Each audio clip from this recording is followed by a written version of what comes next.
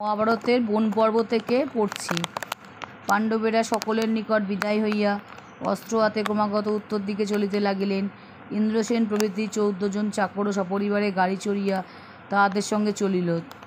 তখন অনেক ধার্মিক ব্রাহ্মণ কৌরবদিগের উপরে নিতান্ত বিরক্ত হইয়া বলিলেন, এই দুষ্টগণের রাজ্যে বাস করিতে নাই, আমরাও পাণ্ডবদিগের সঙ্গে যাইব। এই সকল ব্রাহ্মণকে সঙ্গে আসিতে দেখিয়া যুধিষ্ঠিরের আনন্দও হইল, কষ্টও হইল। নিজেদের এইরূপ অবস্থা কি খাইবেন তাহার ঠিক নাই। তার মধ্যে রোজ এতগুলি ব্রাহ্মণের আহার জোগানো তো সহজ কথা নয়। তাই যুধিষ্ঠির তাহাদিগকে বিনয় করিয়া বলিলেন, আপনারা আমাদিগকে এত স্নেহ করিয়া আমাদের সঙ্গে আসিয়াছেন, কিন্তু বনের ভিতরে আপনাদিগকে কি দিয়া খাওয়াইব তাহা ভাবিয়া আমি অস্থির হইতেছি। আমাদের সঙ্গে আসিলে আপনাদের ক্লেশ হইবে, আপনারা ঘরে ফিরিয়া যান। ব্রাহ্মণেরা বলিলেন, মহারাজ, আমরা আপনাকে ছাড়িয়া থাকিতে পারিব না। আমাদের আহারের জন্য আপনার কোনো চিন্তা নেই, আমরা নিজে ভিক্ষা করিয়া খাইব। এইরূপ অবস্থা দেখিয়া যুধিষ্ঠির ধৌমকে বলিলেন, ইহাদিগকে খাইতে দিবার শক্তি আমার নাই, অথচ ইহাদিগকে ছাড়িতেও পারিতেছি না, এখন উপায় কি বলুন। ধৌম বলিলেন, মহারাজ, সূর্যের পুজো করুন, ইহার উপায় হইবে। এই কথায় যুধিষ্ঠির সূর্যের পূজা আরম্ভ করিলে সূর্যদেব সেখানে উপস্থিত হইয়া বলিলেন, মহারাজ, আমি তোমার পূজায় তুষ্ট হইয়া এই থালিখানা আনিয়াছি। আমার আশীর্বাদে এবং থালির গুণে 12 বৎসর তোমার অন্নের চিন্তা থাকিবে না। প্রতিদিন দ্রৌপদী যতক্ষণ না আহার করিবেন ততক্ষণ এই থালের নিকট ফল, ফুলুরি, মাংস, মিঠাই যত চাও ততই পাইবে। 13 বৎসর পরে তোমার রাজ্য ফিরিয়া পাইবে। এই বলিয়া তিনি আকাশে মিলাইয়া গেলেন। সে আশ্চর্য থালি পাইয়া যুধিষ্ঠিরের কোনো চিন্তা রহিল না। 12 বৎসর পর্যন্ত যতক্ষণ দ্রৌপদী খাবার না হইত ততক্ষণ উহা নানারূপ খাবার জিনিসে পরিপূর্ণ থাকিত। যত লোকই আসুক না কেন উহা শেষ করিতে পারিত না। দ্রৌপদীর খাওয়া শেষ হওয়া মাত্রই সব পুরাইয়া যাইত। পাণ্ডবেরা প্রথমে যে বনে বাস করেন তাহার নাম কাম্যক বন। সেইখানে একদিন বিদুর আসিয়া তাহাদের নিকট উপস্থিত হইলেন।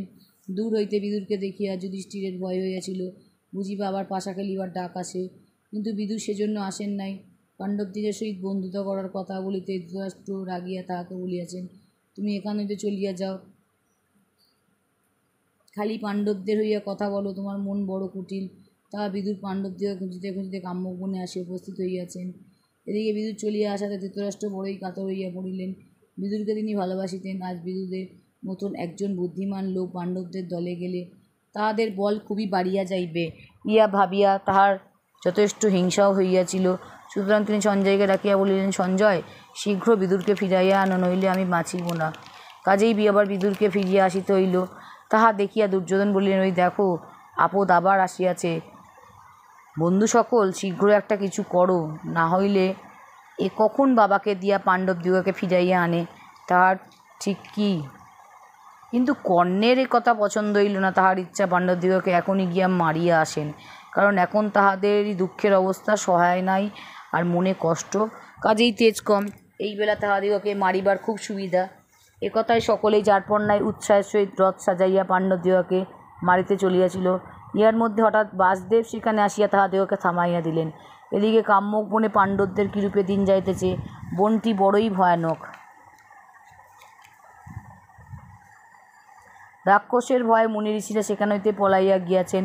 পাণ্ডবেরা সেখানে গিয়াই দেখিলেন ভয়ানক একটা রাক্ষস হাঁ করিয়া তাহাদের পথে আগলাইয়া অর্জন করিতেছে। দ্রৌপদী তো তাহাকে দেখিয়াই চক্ষু বুজিয়া প্রায় অজ্ঞান। যুধিষ্ঠির রাক্ষসটাকে জিজ্ঞাসা করিলেন, তুমি কে? তোমার কি কাজ করিতে হইবে বলো। রাক্ষস বলিল, আর রে মহি কিরমির রে, তোমার নাম কিরমির আছে, বজ্ঞের ভাই, তোরা কে বটে, তোদেরকে মহি মজ্জালে খাবে। যুধিষ্ঠির বললে, কিরমির?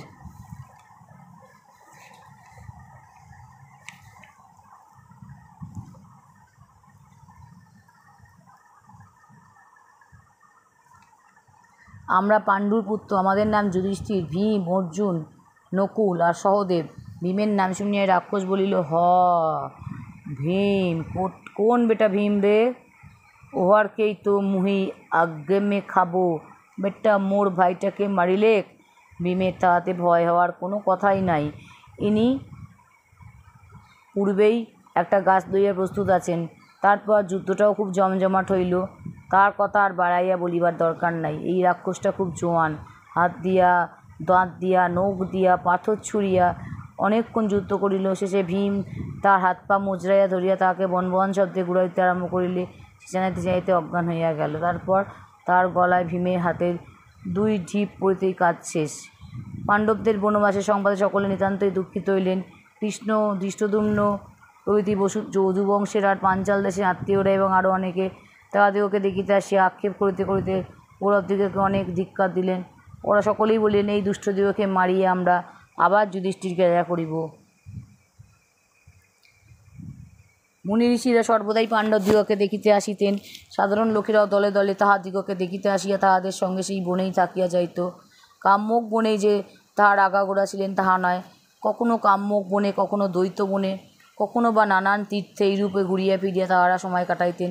এক স্থানে অধিক দিন থাকিলে ফলমূল মিলানো কঠিন হয়, শিকারও ফুরাইয়া যায়, কাজেই ঘুরিয়া বেড়াইতে বিশেষ দরকার হয়েছিল।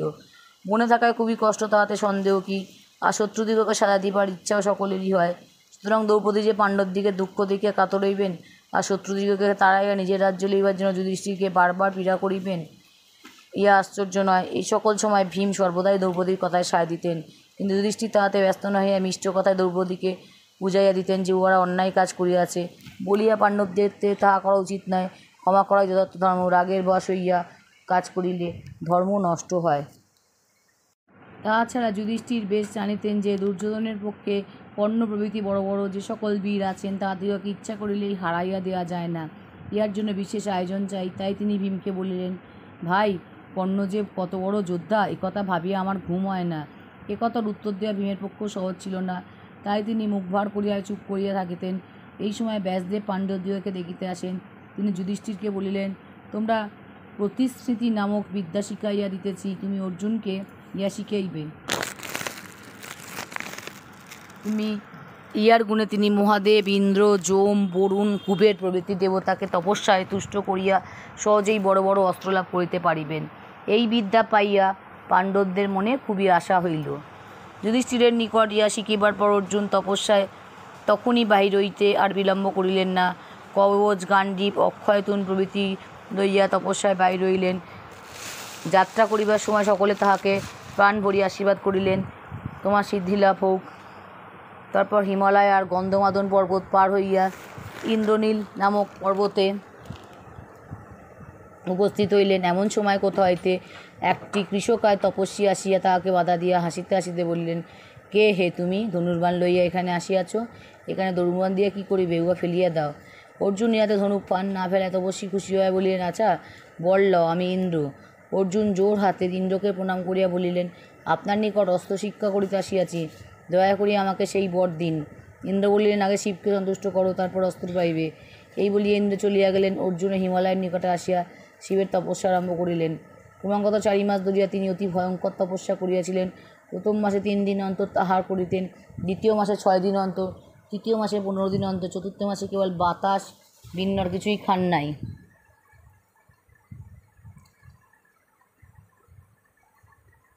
অঙ্গুষ্ঠমাত্র ভর করিয়া ঊর্ধ্বে হস্তে 4টি মাস দাঁড়াইয়া কেবলই তপস্যা করিয়াছিলেন। এদিকে সেখানকার মুনি ঋষিগণের মনে বড়ই ভাবনা উপস্থিত। অর্জুনের সেই ভয়ানক তপস্যাতে যে ইহারই মধ্যে চারিদিকে ধোঁয়ার মতো হইয়া উঠিয়াছে, তাহারা সকলে বাস্তবভাবে শিবের নিকট গিয়া বলিলেন, প্রভো, আমরা অর্জুনের তপস্যার তেজে সইতে পারিতেছি না, ইহাকে শীঘ্র থামাইয়া দিন। মহাদেব কহিলেন, তোমরা ক্ষান্ত হইও না, আমি আজই অর্জুনকে সন্তুষ্ট করিয়া দিতেছি। সুতরাং মুনিরা নিশ্চিন্ত মনে ঘরে ফিরিয়া গেলেন। ততক্ষণে শিব আর দুর্গাও কিরাতিনীর বেশে অর্জুনের তপস্যানের স্থানে গিয়ে উপস্থিত হইয়াছেন। ভূতগুলিও নানা সাজে সঙ্গে চলিয়াছে।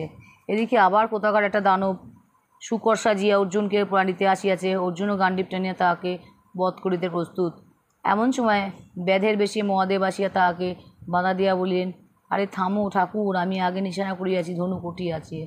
সামান্য ব্যাধের কথা অর্জুনের গ্রাহ্যই হইল না। তিনি তাহা তুচ্ছ করিয়া শুকরের উপর তীর ছুড়িলেন। ব্যাধও ঠিক তাহার সঙ্গেই এক তীর ছুড়িল। এমন কথা দুজনে ভয়ানক তর্ক উপস্থিত হইল। অর্জুন বলিলেন, আমার শিকারে তুমি কেন তীর ছুড়িতে গেলে? দাঁড়াও, তোমাকে সাজা দিতেছি। ব্যাধ হাসিতে হাসিতে বলিল, আমি আগে নিশানা করিয়াছিলাম, আমার তীরেই শুকর মরিয়াছে, তুমি দেখিতেছি বেয়াদব, দাঁড়াও, তোমাকে সাজা দিতেছি। এই কথায় অর্জুন ভীষণ রাগিয়া ব্যাধের উপরে যতই বাণ মারিলেন, ব্যাধ বাণ খাইয়া খালি হাসে আর বলে, আরে মারো, দেখি তোমার কত অস্ত্র আছে। অর্জুনের যত বড় বড় বাণ আর ভারী ভারী অস্ত্র ছিল তিনি তার কোনোটাতেই ছুঁড়িতে বাকি রাখিলেন না। ব্যাত বাণ খায় আর কেবলই হাসে। অর্জুনের এমন যে অক্ষয় তুণ, ক্রমে তাহাও খালি হইয়া গেল। কিরাত তাহার সকল বাণ গিলিয়া তাহা খাইয়া তখনও হাসিতেছে। বাণ ফুরাইলে অর্জুন গান্ডীব দিয়াই কিরাতকে মারিতে গেলেন। যে সর্বনাশে মানুষ তাহাও কাড়িয়া লইল। তারপর খড়গ লইয়া দুই হাতে কিরাতের মাথায় মারিলেন। খড়গ দুখানা হইয়া গেল। সকল অস্ত্র শেষ হইলে গাছপাতা ছুঁড়িতে লাগিলেন, তাহাতে কিছু হইল না। শেষে ভয়ানক রাগের বরে কিরাতকে জড়াইয়া ধরিতে গেলে সে তাহাকে ধরিয়া এমনই চাপিয়া দিল যে তাহাতে তিনি একেবারে অজ্ঞান হইয়া গেলেন। জ্ঞান হইলে অর্জুন মাটির শিব গড়িয়া ফুলের মালা দিয়া তাহার পূজা করিতে বসিলেন। সেই ফুলের মালা অর্জুনের গড়া শিবে না পড়িয়া একেবারে সেই কিরাতের মাথায় গিয়ে উপস্থিত। তাহা দেখিয়া অর্জুন তাড়াতাড়ি তাহার ছায় গিয়া পড়িলেন, কারণ তখন আর তাহার বুঝিতে বাকি রইল না যে এ ব্যাত নয়, স্বয়ং শিব। অর্জুন বলিলেন, প্রভু, না জানিয়া যুদ্ধ করিয়াছি, অপরাধ ক্ষমা করুন। মহাদেব বলিলেন, অর্জুন, আমি বড়ই সন্তুষ্ট হইয়াছি। এই লও তোমার গান্ডীব, তোমার তুণও আমার অক্ষয় হইল। তুমি যথার্থ বীর পুরুষ, এখন বর লও। অর্জুন বলিলেন, দয়া করিয়া আমাকে আপনার পাশুপাত নামক অস্ত্র দান করুন। তখন মহাদেব তাকে সেই অস্ত্র দিয়া তাহা ছাড়িবার এবং থামাইবার মন্ত্র শিখাইয়া দিলেন। সেই ভয়ঙ্কর অস্ত্রের তেজে তখন ভূমিকম্প আর বজ্রপাতের মধ্যে শব্দ হইয়াছিল। অর্জুনকে অস্ত্র দিয়া মহাদেব চলিয়া গেলে পর বরুণ, কুবের, যম আর ইন্দ্র সেখানে আসিয়া তাহাকে নানারূপ অস্ত্র দিলেন। যমের দণ্ড, বরুণের পাশ প্রভৃতি অতি আশ্চর্য এবং ভয়ঙ্কর অস্ত্র। এই অস্ত্র সকল তো অর্জুন পাইলেনই। তারপর স্বর্গে গিয়া ইন্দ্রের এবং দেবতাদিগণ নিকটে কত আদর, কত মান্য, কত শিক্ষা পাইলেন, তাহা লিখিয়া শেষ করা যায় না। ইন্দ্রের নিকটে যে সকল আশ্চর্য অস্ত্র পাইয়াছিলেন, তাহা দ্বারা অর্জুন নিব্বত কবচ নামক এক দৈত্যদিগকে বধ করেন। তাহাতে দেবতাদের অনেক উপকার হয়। ইয়া ছাড়া প্রাণপণ করিয়া চিত্রসেন নামে গন্ধর্বের নিকট শিক্ষা করিয়া তিনি সঙ্গীত বিদ্যার অসাধারণ পণ্ডিত হইয়াছিলেন। আর ইহাতে তার কত উপকার হইয়াছিল তাহা শীঘ্রই দেখিতে পাইবে। এইরূপে স্বর্গে তাহার 5 বৎসর পরম সুখে কাটিয়া যায়। এদিকে কাম্যক বনে পাণ্ডবেরা অর্জুনের কথা ভাবিতে ভাবিতে নিতান্ত দুঃখিতভাবে দিন কাটাইতেছেন। তিনি কোথায় কীভাবে আছেন, কতদিনে ফিরিবেন, কিছুই তাহাদের জানা নাই। সুতরাং দুঃখ হইবারই কথা। মাঝে মাঝে কোনো ধার্মিক মুনি ঋষি আসিলে তাহার সহিত কথাবার্তায় কয়েকদিন তাহাদের মন একটু ভালো থাকে। একবার বৃহদর্শ মুনি আসিয়া তাহাদের নিকট কিছুদিন রইলেন। ইনি আশ্চর্য রকম পাশা খেলা জানিতেন। এই সুযোগে তাহার নিকট খুব ভালো করিয়া সেই খেলা শিখিয়া লওয়ায় যুধিষ্ঠিরের অনেক উপকার হইল। ইহার কিছুদিন পরে লোমশ মুনি স্বর্গ হইতে অর্জুনের সংবাদ লইয়া কাম্যক বনে আসেন। তাহার নিকটে সকল কথা শুনিয়া অর্জুনের সম্বন্ধে পাণ্ডবদের ভয় দূর হইল। লোমশ বলিলেন, অর্জুন পাণ্ডবদেহকে নানারূপ তীর্থ দেখাইয়া বেড়াইতে বলিয়াছেন। সুতরাং তাহার লোমশ মুনির সঙ্গেই তীর্থভ্রমণে বাহির হইলেন। ভারতবর্ষের প্রায় কোনো তীর্থই তাহারা দেখিতে বাকি রাখিলেন না। প্রভাস নামক তীর্থে কৃষ্ণ, বলরাম প্রভৃতির সহিত তাহাদের দেখা হইল। সেই সময় যদুবংশী সকলে পাণ্ডবদিগের দুঃখে নিতান্ত দুঃখিত হইয়া প্রতিজ্ঞা করিলেন যে যত শীঘ্র পারেন তাহারা কৌরবদিগকে মারিয়া পাণ্ডবদিগকে রাজ্য করিবেন। তাহারা তখনই যুদ্ধ আরম্ভ করিতে প্রস্তুত ছিলেন। কৃষ্ণ অনেক বলিয়া কইয়া তাহাদিগকে থামাইয়া রাখিলেন, কারণ পাণ্ডবেরা নিজের কথা মতো বনবাস না শেষ করিয়া কিছুতেই রাজ্য লইতে সম্মত হইতেন না। রূপে তীর্থ দেখিতে দেখিতে ক্রমে তাহারা কৈলাস পর্বতের নিকটে আসিয়া উপস্থিত হইলেন। এই সকল স্থান অতি ভয়ানক। একে তো পর্বতের উপর দিয়া চলাই খুব কঠিন, তাহাতে আবার বক রাক্ষসেরা ক্রমাগত সেখানে পাহারা দেয়, সুতরাং ভয়ের কথাই বটে। এ সময় ভীম সকলকে সাহস দিয়া বলিলেন, ভয় কি, চলিতে না পারি আমি পিঠে করিয়া লইব। পাণ্ডবেরা গন্ধমাদন পর্বতে উঠিবা মাত্র ভয়ানক ঝড় উপস্থিত হইল। বড়তর গর্জনে হাওয়া চলিয়াছে, পাথর ছুটিয়া আসিতেছে, চারিদিক অন্ধকার, প্রাণ থাকে কি যায়। ভীম অনেকটা কষ্টে দ্রৌপদীকে লইয়া একটা গাছ ধরিয়া রইলেন। অন্যরাও কেউ গাছ ধরিয়া, কেউ ঝিপি আঁকড়াইয়া, কেউ বা গুহার ভিতর ঢুকিয়া প্রাণ বাঁচাইলেন। এত শ্রম আর কষ্টের পর দ্রৌপদীর আর চলিবার শক্তি রহিল না। তার দুঃখে অন্য সকলেরও দুঃখের একশেষ হইল। তখন ভীম মনে মনে ঘটোৎকচকে ডাকিলেন। ডাকিবা মাত্রই ঘটোৎকচ অনেক রাক্ষস সহ আসিয়া বলিলেন, বাবা, কেন ডাকিতেছ, কী করিতে হইবে? ভীম বলিলেন, বাছা, দ্রৌপদী চলিতে পারিতেছেন না, তাহাকে বইয়া লইয়া চলো। ঘটোৎকচ তখনই দ্রৌপদীকে আর তাহার সঙ্গে রাক্ষসেরা অন্য সকলকে কাঁধে লইয়া চলিল। ইহাদের সাহায্য না পাইলে পাণ্ডবদিগের খুবই কষ্ট হইত, তাহাতে সন্দেহ নাই। ওরা তাহাদিগকে অনেক কঠিন স্থান পার করিয়া বদ্রী নামক তীর্থে পৌঁছাইয়া দিল। এই স্থানের নিকট আসিয়া হইতেই অর্জুন স্বর্গে গিয়াছিলেন, আর এখানেই তাহারা ফিরিয়া আসিবার কথা। সুতরাং পাণ্ডবেরা এখানে তাহার জন্য অপেক্ষা করিতে লাগিলেন।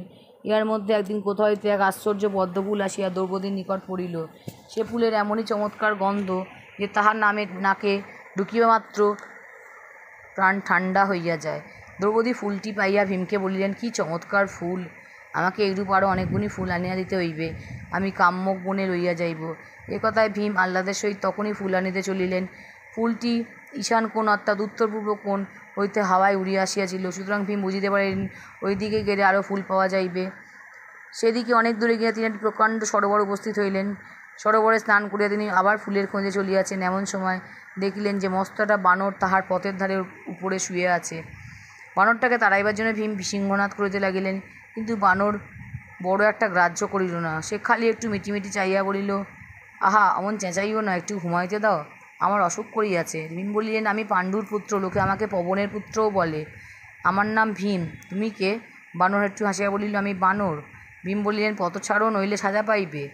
বানর বলিল, বড় অসুখ করিয়াছে, উঠিতে পারি না, আমাকে ডিঙাইয়া চলিয়া যাও।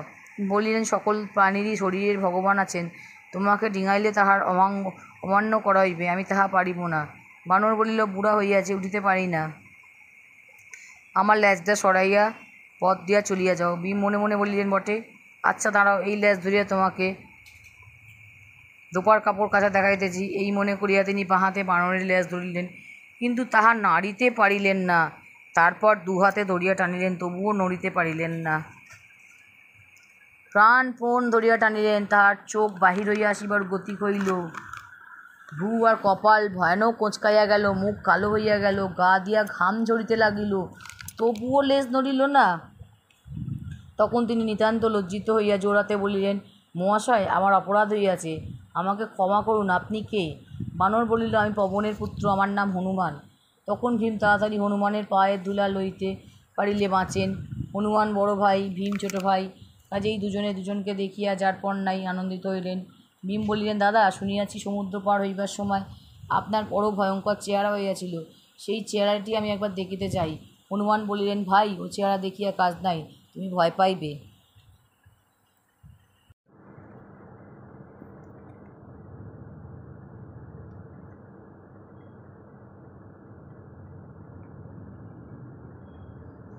কিন্তু ভীম চারিবেন কেন? তাহার যে বীর বলিয়া বেশ একটু অহংকার আছে, কাজেই শেষটা হনুমানকে সেই চেহারা দেখাইতে হইল। কি ভয়ানক বিশাল চেহারা! কোথায় বা তাহার মাথা, কোথায় বা তাহার লেজ! সে শরীর বন ছাড়াইয়া, পর্বত ছাড়াইয়া, আকাশ পর্যন্ত ঢাকিয়া ফেলিল। জ্বলন্ত সোনার মতো তাহার তেজে ভীমের চক্ষু আপনা হইতেই বুজিয়া গাছিল। তা দেখিয়া হনুমান বললেন, আর কাজ নাই, তা হইলে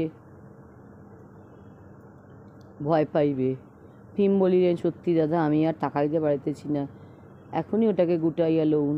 তখন হনুমান তাহার শরীর ছোট করিয়া ভীমের সহিত কোলাকুলি করিলেন। তারপর বলিলেন, ভাই, ঘরে যাও, দরকার হইলে আমাকে ডাকিও, আমি উপস্থিত হইব। যুদ্ধের সময় তুমি সিংহনাদ করিলে আমি তাহা বাড়াইয়া দিব, আর অর্জুনের রথের চূড়ায় বসিয়া এমন চিৎকার করিব যে তাহাতেই শত্রু আত্মরা হইয়া যাইবে। হনুমান ভীমকে এই কথা বলিয়া আর তাহাকে পদ্মফুলের সন্ধান বলিয়া সেখান হইতে চলিয়া গেলেন। কৈলাস পর্বতের উপরে কুবেরের সরোবরে এই ফুল ফোটে। ফুলগুলি সোনার, তাহার মোটা বৈদুর্য মনের, আর তাহার গন্ধের কথা তো পূর্বেই বলিয়াছি। কুবেরের শত শত রাক্ষস প্রহরী সরোবরে পাহারা দেয়।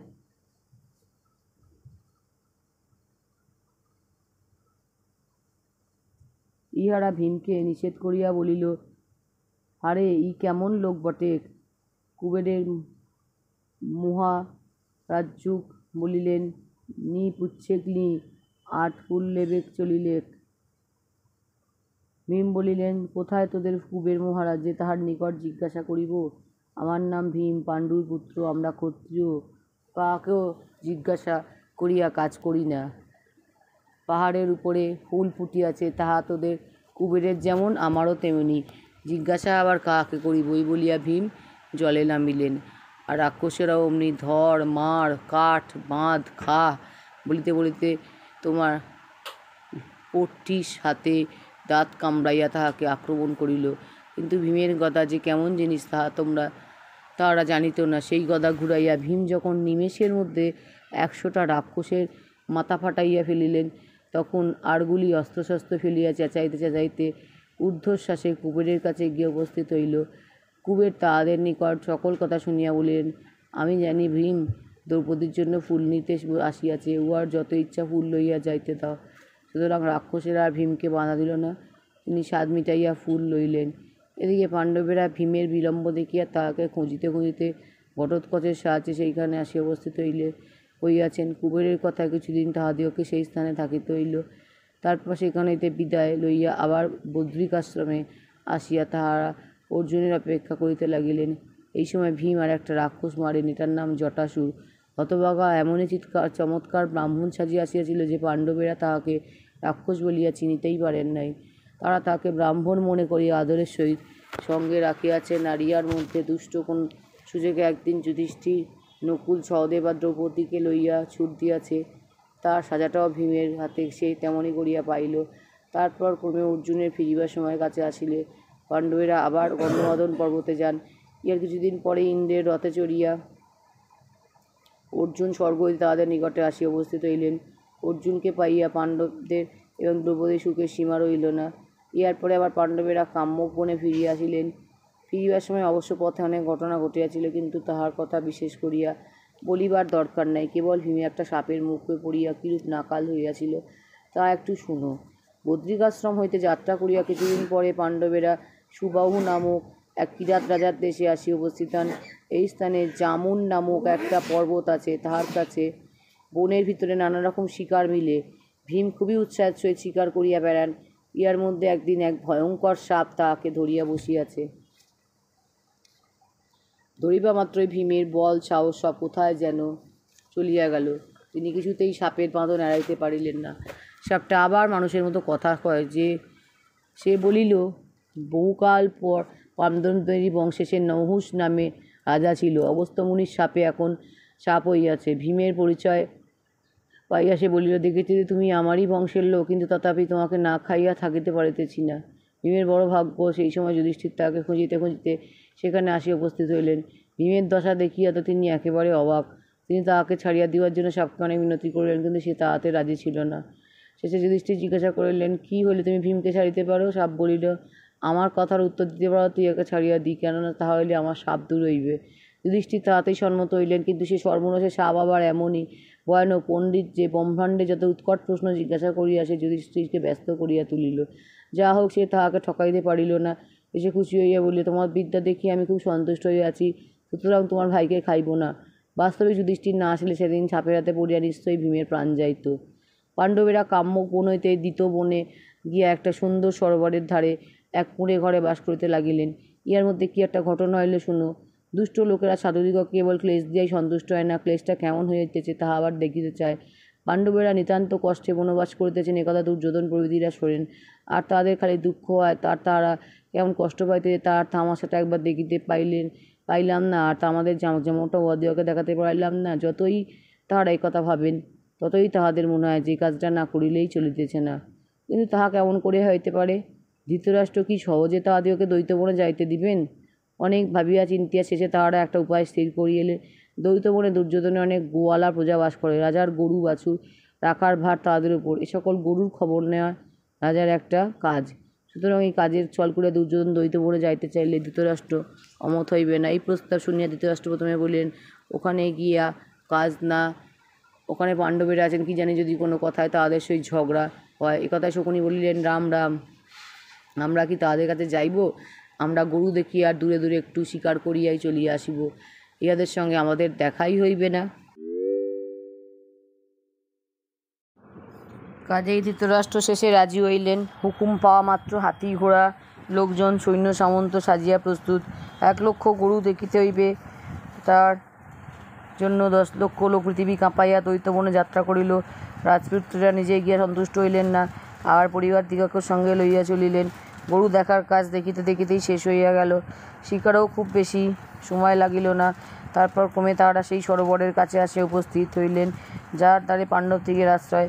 সে সময় সেই সরোবরের গন্ধর্বরাজ চিত্রসেন সপরিবারে স্নান করিতে আসিয়াছিলেন। তার সঙ্গে মেয়েদের স্নানের সুবিধার জন্য সরোবরটিকে বেড়া দিয়া ঘেরা হইয়াছিল। গন্ধর্বের দারোয়ানেরা দুর্যোধনের লোকদিগকে সরোবরে যাইতে নিষেধ করে, আর দুর্যোধন আবার তাহা শুনিয়া গন্ধর্বদিগকে তাড়াইয়া দিবার হুকুম দেন। এইরূপে ক্রমে দুই দলে গালাগালি হইয়া শেষে ভয়ানক যুদ্ধ হয়ে উপস্থিত হইল। কৌরবদের সাহস খুব ছিল, আর কর্ণ, দুর্যোধন ইহারা যোদ্ধাও কম ছিলেন না। কাজেই প্রথমে তারা গন্ধর্বের লোকদিগকে একটু বেশ জব্দই করিয়া তোলেন। কিন্তু তারপর যখন চিত্রসেন নিজে অসংখ্য গন্ধর্ব হইলা ক্রোধভারে যুদ্ধ আরম্ভ করিলেন, তখন কৌরবদের আর দুর্দশার সীমাই রইল না। সৈন্যরা তো প্রাণপণে তাহাদের মা বাপের নাম লইয়া উদ্দেশ্যে ছুট দিলই। এমন যে কর্ণ তিনিও শেষে আর দুর্যোধনের দিকে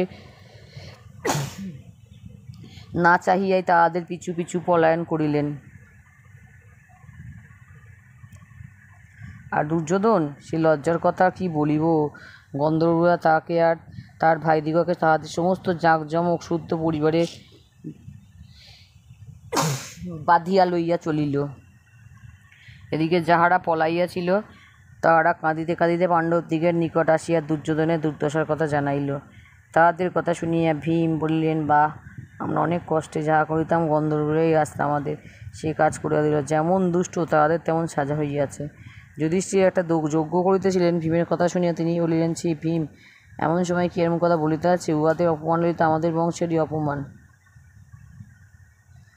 তাছাড়া উহারা এখন আমাদের আশ্রয় চাইতেছে। তুমি অর্জুন, নকুল আর সহদেব শীঘ্র গিয়া উহাদিগকে ছাড়াইয়া আনো। আমি যজ্ঞে ব্যস্ত আছি, নইলে আমি নিজে যাইতাম। কাজেই তখন অর্জুন, নকুল আর সহদেব ছুটিয়া চলিলেন। তারা প্রথমে মিষ্ট কথায় গন্ধর্বদিগকে বুঝাইতে চেষ্টা করেন। গন্ধর্বীরা তাহা না শোনাতে যুদ্ধ আরম্ভ হইল। আর অর্জুনের সহিত খানিক যুদ্ধ করিয়া তাহাদের এমনই দুর্দশা হইল যে বেচারাদের টিকিবার সাধ্য নাই, পলাইবারও উপায় নাই। মাটি ছাড়িয়া আকাশে উঠিয়া যাইবারও স্থির জো নাই। ইয়া দেখিয়া তারা রাজা বিষম রাগে যুদ্ধ আরম্ভ করিলেন। কিন্তু অর্জুনের কাছে তারাও বরাবরের বিড়ম্বর হইল না। মুহূর্তের মধ্যে তিনি বিপাকে পড়িয়া বলিলেন, অর্জুন, আমি যে তোমার বন্ধু চিত্রসেন। তখন অর্জুন দেখেন, সত্যিই তো, এই যে চিত্রসেন সেই স্বর্গে যাওয়ার নিকট গান বাজনা শিখিয়াছিলেন। অমনি যুদ্ধ ছাড়িয়া দুই বন্ধুতে কোলাকুলি আরম্ভ হইল। তারপর অর্জুন বলিলেন, কি বন্ধু, কৌরবদিগকে কেন বাঁধিয়া আনিলে? চিত্রসেন বলিলেন, হতভাগারা তোমাদিগকে অপমান করিতে আসিয়াছিল, তাই ইন্দ্রের কথা ইহাদিগকে বাঁধিয়া নিয়ে যাইতেছে। অর্জুন বলিলেন, তা হইবে না। দুর্যোধন আমাদের ভাই, যুধিষ্ঠিরের নিতান্ত ইচ্ছা তাহাদিগকে ছাড়িয়া দেওয়া হয়। সেন বলিলেন, এমন দুষ্টকে কখনোই ছাড়া উচিত নয়। চলো আমরা গিয়া যুধিষ্ঠিরকে সকল কথা বলি, তারপর তিনি যাহা বলেন তাহাই হইবে। যুধিষ্ঠিরকে যুবাদিগকে ছাড়িয়ে দিলেন, তাহা বোধহয় আর না বলিলেও চলে। তাহাদের দুষ্টবুদ্ধির কথা শুনিয়া তিনি কেবল বলিলেন, ভাই, আর কখনো এমন সাহস করিও না। এখন সুখে বাড়ি চলিয়া যাও। হায় রে মহারাজ দুর্যোধন, যে পাণ্ডবদিগকে জব্দ করিবার জন্য এত জাঁকজমকের সহিত আসিলেন, এখন সেই পাণ্ডবদের কৃপায় প্রাণ লইয়া তিনি চোরের মতন ঘরে ফিরিতেছেন। আর ঘরে ফিরিবি না বা কোন মুখে? তার চেয়ে বরং মৃত্যুই তাহার পোড়ায় ভালো হইল। ঘরের লোকদিগকে তিনি বলিলেন, আমার আর বাঁচিয়া কাজ কি? তোমরা ঘরে যাও, দুঃশাসন রাজা হোক, আমি এখানেই পড়িয়া মরিব। দুঃশাসন তাহার পাইপ ধরিয়া কাঁদিতে লাগিলেন। কর্ণ আর শকুনি তাহাকে বুঝাইয়া বলিলেন, সে কি দুর্যোধন, তোমার কিসের লজ্জা? পাণ্ডবেরা তোমার রাজ্যে বাস করে, কাজেই তাহারা তোমার প্রজা। সুতরাং আপদে বিপদে তোমাকে রক্ষা করা তো তাদের কাজ হইল। ইহাতে তাহাদেরই বাহাদুরি কি, আর তোমারই বা লজ্জার কথা কি? তবুও সহজে দুর্যোধন শান্ত হইতে পারেন নাই। তাহাকে বুঝাইতে 2 দিন লাগিয়াছিল। দুষ্ট লোকের সাজা হয়, কিন্তু তাহাতে তাহার শিক্ষা হয় না। দুর্যোধন কোথায় ইহার পর হইতে পাণ্ডবদিগের সহিত ভালো ব্যবহার করিবেন না, তাহার সাহস আরও বাড়িয়া চলিল। ইহার মধ্যে একদিন দুর্বাসা মুনি 10,000 শিষ্য সমেত হস্তিনায় আসিলেন। এমন বিশরম বদরাগী সর্বনেশে মানুষ এই পৃথিবীতে আর জন্মায় নাই। কথায় কথায় তিনি তাহাকে ছাপ দিয়া বসেন। রাত দুপুরে যাহা হোক না কেন, খাইব বলিলেই আবার আনিয়া উপস্থিত করিতে না পারিলে নিশ্চয়ই সাপ দিয়া ভস্য করিবেন। আবার তাড়াতাড়ি আনিতে পারিলে হয়তো বলিবেন খাইব না। সঙ্গে সঙ্গে 2 গালি দিয়েও আশ্চর্য নয়।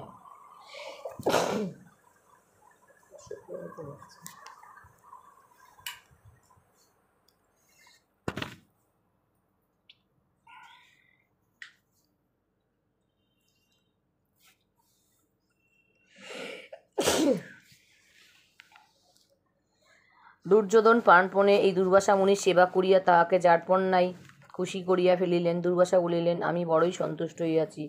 তুমি কি চাও? দুর্যোধন বলিল, আপনি যদি দয়া করিয়া একটিবার দ্রৌপদীর খাওয়া শেষ হইবার পরে আপনার এই 10,000 শিষ্য লইয়া পাণ্ডবদিগের আশ্রমে আহার করিতে যান, তবেই আমার ঢের হয়।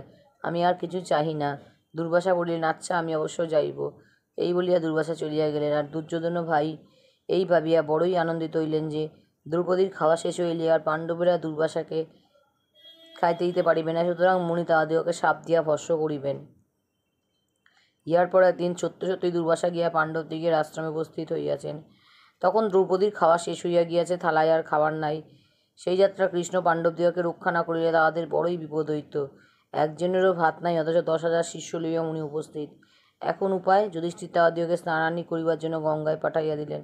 আর দ্রৌপদীর মাথায় হাত দিয়া ভাবিতে লাগিলেন, হায় হায়, স্নান করিয়া আসিলে ইহাদিগকে কি খাইব।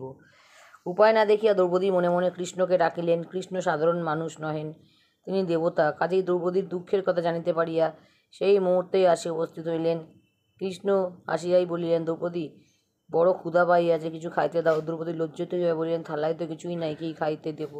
কৃষ্ণ বলিলেন, অবশ্য কিছু আছে, থালাখানি আনো তো। কাজেই দ্রৌপদী থালা আনিয়া উপস্থিত করিলেন। ওর একপাশে তখনও এককণা শাক ভাত লাগিয়াছিল।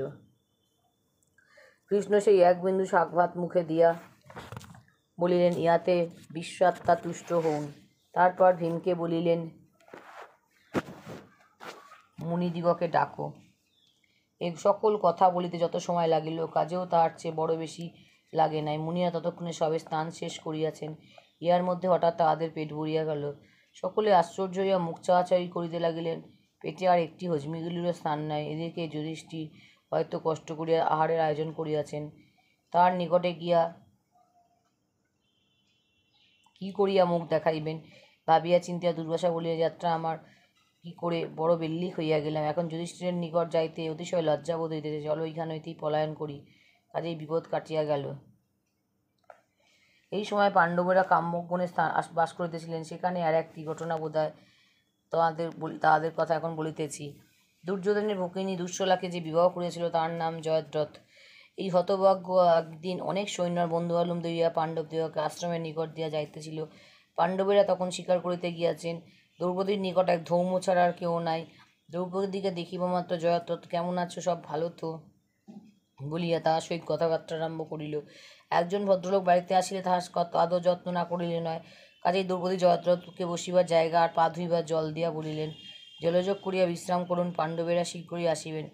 কিন্তু জয়দ্রথ বসিবার জন্য আসে নাই। দুষ্ট ভাবিয়াছে পাণ্ডবেরা আসিবার পূর্বে দ্রৌপদীকে লইয়া প্রস্থান করিবে। সে প্রথমে দ্রৌপদীকে অনেক মিনতি করিল, তারপর লোভ দেখাইল, শেষে ভয় দেখাইতেই ছাড়িল না। দ্রৌপদীর রাগে ভয়ে ঘৃণায় তাহাকে গালি দিতে দিতে ধৌমকে ডাকিতে লাগিলেন। কিন্তু দুরাত্মা তাহা গ্রাহ্য না করিয়া দ্রৌপদীকে টানিয়া লইয়া চলিল। দ্রৌপদী তাহার গায়ে হাত দিতে দিতে বারবার নিষেধ করিলেন।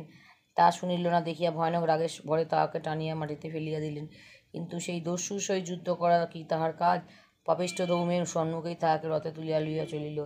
ধৌম পুরুত মানুষ, তিনি আর কি করিবেন? তিনি তাহাকে গালি দিতে দিতে রথের পিছু পিছু চলিলেন। এদিকে পাণ্ডবদিগেরা শিকার ভালো লাগিতেছে না, আর তাহাদের মনেও যেন একটা কেমন ভয় আসিয়াছে, যেন তাহাদের কোনো বিপদ উপস্থিত। তারা তাড়াতাড়ি আশ্রমে ফিরিয়া দেখিলেন দাসী ধায়ত্রী কাঁদিতেছে। সে কাঁদিতে কাঁদিতে তাহাদিগকে সকল কথাই জানাইল। 5 ভাই তাহা শুনিয়া আর এক মুহূর্ত বিলম্ব করিলেন না। কোথায় সে দুরাত্মা, আর তাহার মাথার না জানি কয় টুকরা হয়। 5 ভাই গর্জন করিতে করিতে রথ থাকাইয়া চলিয়াছেন। কোথায় সে দুরাত্মা? ওই ধুলো উড়িতেছে, ওই পথে দুষ্ট পলায়ন করিতেছে। ওই শুনো ধৌমের গলার শব্দ, মার মার, কাট কাট। হতভাগ্য দরু একটারও বুঝি আর মাথা থাকিবার নয়। ইহার মধ্যে কত সৈন্য কাটা গিয়াছে তাহার শঙ্কা নাই। একটা প্রকাণ্ড হাতে সুরে উঠাইয়া নকুলকে মারিতে আসিল। নকুল খড়গ দিয়া তাহার দাঁত সুর কাটাইয়া ফেলিলেন। দুরাত্মা জয়দ্রথ কোথায়? ওই দেখো, পাষণ্ড দ্রৌপদীকে ফেলিয়া পলাইতেছে। যুধিষ্ঠির দ্রৌপদী, ধৌম আর নকুলকে রথে তুলিয়া লইয়াছেন। কিন্তু সেই দুরাত্মা পলাইয়া গেল নাকি? কোথায় যাইবে? ভীম আর অর্জুন তাহার পিছু পিছু ছুটিয়াছেন। তাহার কি আর পলাইবার জো আছে? এখনই তাহারা পাপিষ্ঠের চুলের মুঠি ধরিবেন, আর তাহাকে কি আর আস্ত রাখিবেন?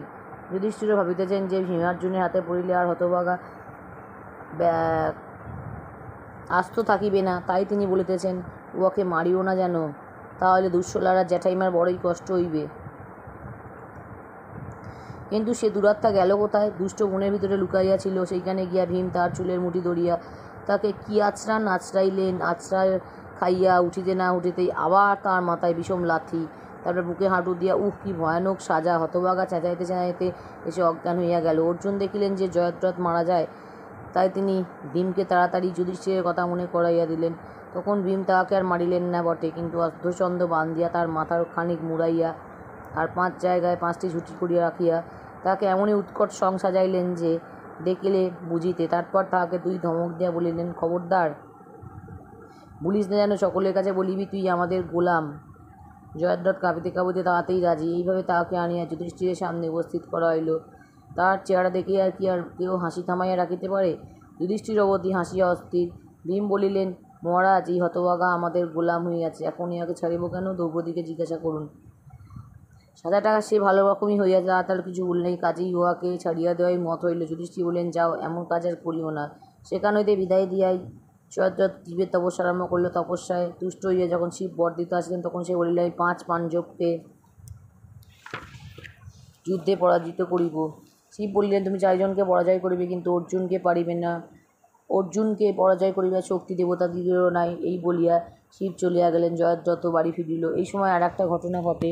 কর্ণ যেমন বীর ছিলেন তাহা শুনিয়া কর্ণ কানে অতি আশ্চর্য কুণ্ডলা শরীরে কবচ, যাহাকে বর্ম বলা হয়, লইয়া জন্মগ্রহণ করেন। এই কুণ্ডলার কবচ শরীরে থাকিতে তাহাকে মারিবার ক্ষমতা কাহারও ছিল না। অর্জুনকে ইন্দ্র বিশেষ স্নেহ করিতেন, আর কর্ণের সহিত যুদ্ধে উপস্থিত হইলে তাহার বড় বিপদের আশঙ্কা দেখিয়া দুঃখিত থাকিতে তিনি ভাবিলেন, এই কুণ্ডলার কবচ লইয়া আসিব। কর্ণ গঙ্গায় স্নান করিয়া সূর্যের স্তব করিতেন। সেই সময় কেউ তাহার কিছু চাইলে তিনি তাহাকে ফিরাইয়া দিতেন না, এই তাহার নিয়ম ছিল। একদিন ঠিক এই সময় ইন্দ্র ব্রাহ্মণের বেশে তাহার নিকট উপস্থিত হইলেন। ইন্দ্র যে কর্ণকে ফাঁকি দেয়া কুণ্ডলার কবচ আনিতে যাইবেন, এই সূর্যদেব আগেই জানিতে পারিয়া কর্ণকে সাবধান করিয়া দেন, আর উহা কি নিষেধ করেন। কিন্তু কর্ণ কখনো নিয়ম ভঙ্গ করিতেন না। কাজেই তিনি বলিলেন, আমার যখন নিয়ম আছে তখন না দিয়া পারিব না।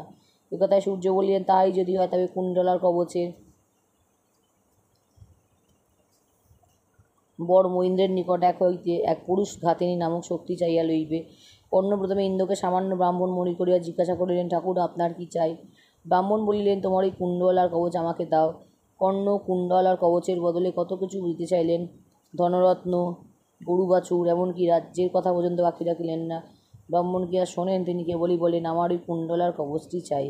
তখন কর্ণ বুঝিতে পারলেন, এ ব্রাহ্মণ সে ব্রাহ্মণ নয়, স্বয়ং ইন্দ্র। কাজেই তিনি বলিলেন, আমি যদি কুণ্ডলার কবচ দেই তাহলে আমাকে আপনার এক পুরুষঘাতিনী শক্তি দিতে হইবে। ইন্দ্র বলিলেন, আচ্ছা, তাই হোক, এই আমার এক পুরুষঘাতিনী শক্তি তোমাকে দিতেছি, কিন্তু আর একটা নিয়ম আছে, যেখানে আর কেউ অস্ত্রেই কাজ হইবার নয়, কেবলই স্থলে এই অস্ত্র ছুটিলে নিশ্চয়ই মৃত্যু। যেখানে সেখানে ছুটিয়া বসিলে ইহা তোমারই গায়ে পড়িবে। এই অস্ত্রে একজনের বেশি লোক মরে না, সেই একজন শত্রু বড় যোদ্ধাই হোক, তা মারিয়া আমার শক্তি আমার নিকটে চলিয়া আসিবে। কর্ণ তাহাতেই রাজি হইয়া ইন্দ্রের নিকট হইতে শক্তি লইলেন এবং নিজে কুণ্ডলার কবচ তাহাকে খুলিয়া দিলেন। ইন্দ্র কর্ণের কুণ্ডলার কবচ লইয়া ফিরিয়াছেন, এ কথা শুনিয়া দুর্যোধনের যেমন দুঃখ হইল, পাণ্ডবেরা তেমনই আনন্দ পাইলেন। এই সময় পাণ্ডবেরা কাম্যক বন হইতে দৈত্য বনে গিয়া আসেন। ইহার কিছুদিন পরে একটি অতি আশ্চর্য ঘটনা হইয়াছিল। কাঠে কাঠ ঘষিলে আগুন বাহির হয়, এই উপায়ে পূর্বকালের মুনি ঋষিরা অনেক সময় আগুন জ্বালিতেন। যাহাদের গৃহে প্রত্যহ অগ্নির পূজা হইত, তাহাদের যখন তখন আগুন জ্বালিবার একটা ব্যবস্থা না রাখিলেই চলিত না। তাহাদের সকলেরই অরণি নামক 2খানি কাঠ থাকিত। এই কাঠ 2খানি ঘষিয়া তাহার আগুন জ্বালিতেন। ইহার মধ্যে কী হইয়াছিল, দৈত্যবনের এক তপস্বী ব্রাহ্মণ একটা গাছে তাহাদের অরণিটি ঝুলাইয়া রাখিয়াছিলেন। একটা হরিণ আসিয়া সেই গাছে গা ঘষিতে আরম্ভ করে। ঘষিতে ঘষিতে ব্রাহ্মণের অরণিখানি কেমন করিয়া তাহার শিঙে আটকাইয়া যায়। তাহাতেও হরিণও ভয় পাইয়া সেই অরণি বেগে পলায়ন করে। তখন ব্রাহ্মণটি অতিশয় ব্যস্ত হইয়া পাণ্ডবদিগকে তাহার অরণি আনিয়া দিতে বলায় 5 ভাই মিলিয়া সেই হরিণের পিছু পিছু তাড়া করিলেন, কিন্তু তাহাকে তারা ধরিতে বা মারিতে তো পারিলেনই না। লাভের মধ্যেই হইল যে পিপাসার পরিশ্রমে তাহাদের প্রাণ যায়। তখন তাহারা বিশ্রামের জন্য একটা গাছের তলায় বসিয়া নকুলকে জল আনিতে পাঠাইলেন। নিকটেই একটি জলাশয় ছিল। নকুল তাহাতে নামিয়া জল খাইতে যাইতেছেন, এমন সময় এক যক্ষ আকাশ হইতে তাহাকে বলিল, বাছা নকুল, ও জল আগে আমি দখল করিয়াছি, আমার কথার উত্তর দিয়া তবে জল খাও। নকুল যক্ষের কথা গ্রাহ্য না করিয়া জল তুলিয়া মুখে দিলেন। সে জল পান করিবা মাত্র তাহার মৃত্যু হইল। এদিকে যুধিষ্ঠির নকুলের বিলম্ব দেখিয়া সহদেবকে বলিলেন, নকুলের কেন এত বিলম্ব হইতেছে, তুমি শীঘ্র তাহার অনুসন্ধান করো। সহদেব নকুলকে খুঁজিতে খুঁজিতে সেই জলাশয়ে উপস্থিত হইয়া তাহার মৃতদেহ দেখিবা মাত্র কাঁদিয়া অস্থির হইলেন। তারপর ভয়ানক পিপাসা পোহাতে তিনি জলাশয়ে জামিয়া জল খাইতে গেলেন। তখন সেই যক্ষ তাহাকে বাধা দিয়া বলিল, আগে আমার কথা উত্তর দাও, তারপর জল খাইতে যাইবে। যক্ষের সাথে অমান্য করিয়া সহদেব সেই জল খাইলেন, অমনি তাহারও মৃত্যু হইল। এইরূপে ক্রমে সহদেবকে খুঁজিতে আসিয়া অর্জুন এবং অর্জুনকে খুঁজিতে আসিয়া ভীম সেই যক্ষের নিষেধ অমান্য করিয়া জলাশয়ের জল খাওয়ায় প্রাণত্যাগ করিলেন। সবশেষে যুধিষ্ঠির তাহাদের অন্বেষণে সেই জলাশয়ের ধারে আসিয়া তাহাদের মৃত শরীর দর্শনে অনেক দুঃখ করার পর জলপান করিতে উদ্যত হওয়ায় একটা বক তাহাকে বাধা দিয়া বলিল, বাছা যুধিষ্ঠির, আমি তোমার ভাইদিগকে মারিয়াছি, আমার কথার উত্তর দিয়া তবে জল খাও। বকের কথা শুনিয়া যুধিষ্ঠির বলিলেন, এ সকল মহাবীরকে বধ করা পাখির কর্ম নয়, আপনি কে? তখন সেই বক তালগাছ প্রায় বিশাল যক্ষরূপ ধরিয়া বলিল, আমি যক্ষ। তোমরা ভ্রাতারা আমার কথা অবহেলা করিয়া জলপান করাতে তাহাদিগকে বধ করিয়াছি। তুমি আগে আমার কথার উত্তর দিয়া তারপর জল খাও। যুধিষ্ঠির বলিলেন, আপনার প্রশ্ন কি বলুন, যথাসাধ্য উত্তর দিতে চেষ্টা করিব। এ কথায় বক যুধিষ্ঠিরকে অনেক প্রশ্ন করিল। যুধিষ্ঠির তাহার সকল কুলিরই উত্তর দিলেন। এই সকল প্রশ্নের কথা লিখিবার স্থান এই পুস্তকে নাই, দুই একটির কথা মাত্র বলিতেছি। যক্ষ জিজ্ঞাসা করিল, পৃথিবীর চেয়ে ভারীকে, স্বর্গের চেয়ে উঁচুকে, বাতাসের চেয়ে দ্রুতগামীকে, তৃণের চেয়ে কার সংখ্যা বেশি? যুধিষ্ঠির বলিলেন, মাতা পৃথিবীর চেয়ে ভারী, পিতা আকাশের চেয়ে উঁচু, মন বাতাসের চেয়ে দ্রুতগামী, আর চিন্তা সংখ্যা তৃণের চেয়েও বেশি। যক্ষ জিজ্ঞাসা করিল, কে ঘুমাইলে চোখ বোঝে না, কে জন্মিয়া নড়ে চড়ে না, কার হৃদয় নাই, কে নিজের বেগেতেই বড় হয়? যুধিষ্ঠির বলিলেন, মাছ ঘুমাইলে চোখ বোঝে না, ডিম জন্মিয়া নড়ে চড়ে না, পাথরের হৃদয় নাই, নদী নিজের বেগের দ্বারা বড় হয়। যক্ষ জিজ্ঞাসা করিল, সুখী কে, আশ্চর্য কি, পথ কি, সংবাদ কি? যুধিষ্ঠির বলিলেন, যাহার ঋণ নাই আর যাহা নিজের ঘরে থাকিয়া দিনের শেষে যে চারিটি শাক ভাত খাইতে পায়, সেই সুখী। প্রতিদিন জীবের মৃত্যু হইতেছে, তথাপি যে লোকে চিরদিন বাঁচিতে চায়, ইহাই আশ্চর্য। মহাপুরুষেরা যে পথে যান তাহাই পথ। সময় যেন পাচক, সে যেন প্রাণীদিগকে দিয়া ব্যঞ্জন রাঁধিয়াছে, ইহাই সংবাদ। যুধিষ্ঠির উত্তরে সন্তুষ্ট হইয়া যক্ষ বলে, তোমার ইচ্ছা মতো একটি ভাইকে বাঁচাইতে পারো। এ কথা যুধিষ্ঠির বললেন, তবে দয়া করিয়া নকুলকে বাঁচাইয়া দিন। যক্ষ জিজ্ঞাসা করিল, ভীম আর অর্জুনকে ছাড়িয়া তুমি নকুলকে বাঁচাইতে বলিলে, এতে কারণ কি? যুধিষ্ঠির বললেন, মাতা কুন্তীর একটি পুত্র আমি জীবিত রহিয়াছি, এখন নকুল বাঁচিলে মাতা মাদ্রির একটি পুত্র থাকে, এই জন্য আমি নকুলকে বাঁচাইতে বলিয়াছি। এ কথা যক্ষ অতিশয় তুষ্ট হইয়া ভীম, অর্জুন, নকুল, সহদেব চারিজনকেই বাঁচাইয়া দিল। তারপর সে নিজের পরিচয় দিয়ে বলিল, বাছা, আমি ধর্ম, তোমার মহত্ব দেখিয়াই বড়ই সন্তুষ্ট হইলাম, তুমি বর লও। যুধিষ্ঠির বলিলেন, তবে সেই ব্রাহ্মণ যাহাতে তার অরণ্যখানি পান, তাহা করুন। ধর্ম বলিলেন, তোমাকে পরীক্ষা করিবার জন্য আমি হরিণ সাজিয়া অরণ্য হরণ করিয়াছিলাম, ব্রাহ্মণ তাহা পাইবেন, এক্ষুনি তুমি অন্য বর চাও। যুধিষ্ঠির বলিলেন, আমাদের বনবাসের 12 বৎসর শেষ হইয়াছে, ইহার পরে 1 বৎসর অজ্ঞাতবাসে করিতে হইবে, সে সময় যেন কেউ আমাদিগকে চিনিতে না পারে, দয়া করে এই বর দিন। ধর্ম বলিলেন, বাছা, তোমরা ছদ্মবেশ না করিয়াও যদি পৃথিবীময় ঘুরিয়া বেড়াও, তথাপি তোমাদিগকে কেউ চিনিতে পারিবে না, এখন আর একটি বর চাও। যুধিষ্ঠির বলিলেন, আমার পাপে যেন মতি না হয়, সর্বদা যেন ধর্মপথে আমি চলিতে পারি। ধর্ম বলিলেন, এ সকল তো তোমার আছেই, এখন তাহারও বেশি করিয়া হইবে। বলিয়া তিনি আকাশে মিলাইয়া গেলেন। তাহার পূর্বে অবশ্য ব্রাহ্মণের অরণ্যখানি ফিরিয়া দিতে ভুলিলেন না। এইরূপে পাণ্ডবদিগের বনবাসের 12 বৎসর কাটিয়া গেল। আরেকটি বৎসর ভালোই ভালোই কাটিলেই তাহাদের দুঃখের শেষ হয়, কিন্তু এই শেষের বৎসরটি অতি ভয়ানক বৎসর। এই সময়টুকু এমনভাবে কাটাইতে হইবে যেন কেউই তাহাদের খবর জানিতে না পারে। জানিতে পারিলে আবার 12 বৎসর বনবাস। এ সময় দুর্যোধনের লোকেরা নিশ্চয়ই তাহাদেরকে খুঁজিয়া বাহির করিতে প্রাণপণে চেষ্টা করিবে। এই সকল ধূর্তকে ফাঁকি দেয়া 1টা বৎসর কিরূপে কাটানো যায়, সকলে মিলিয়া সাবধানে তাহার পরামর্শ করিতে লাগিলেন। এখানেই বন পর্ব শেষ করলাম। ভারতের বন পর্ব থেকে পড়ছি। পাণ্ডবেরা সকলের নিকট বিদায় হইয়া অস্ত্র